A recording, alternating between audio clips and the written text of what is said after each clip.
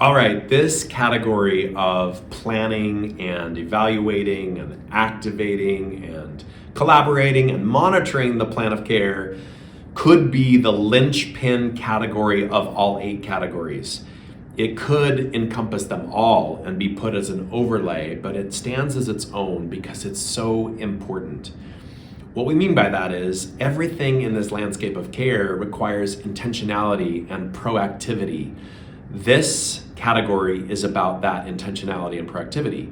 It's about let's get a plan established, let's watch that plan, let's make adjustments as the needs change. So we feel very strongly that there is just power in putting a plan in place. And we know that doesn't happen overnight. It doesn't happen right away.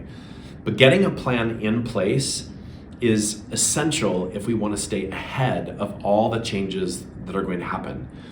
That plan might be assembled simply by writing down all the things that are on this caregiving landscape and determining what is my plan for each one of these areas and thinking about where are there gaps and then identifying where there are resources and particularly finding somebody who's local. I think it's critical. And yet just as critical is then not letting that plan of care stay static. Everything is changing. Everything is going some kind of direction in a caregiving situation. And unfortunately, most things related to those we love and care for who are disabled or who are aging are going to deteriorate. And one of the most fretful experiences we can have as a caregiver is getting behind those changes.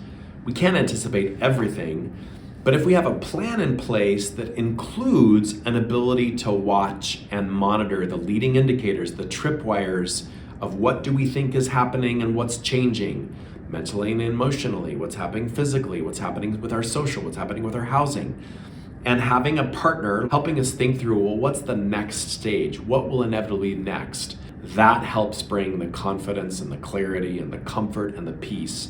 Always evaluating, monitoring, and adjusting and activating that plan, trying our best to stay ahead of what matters most.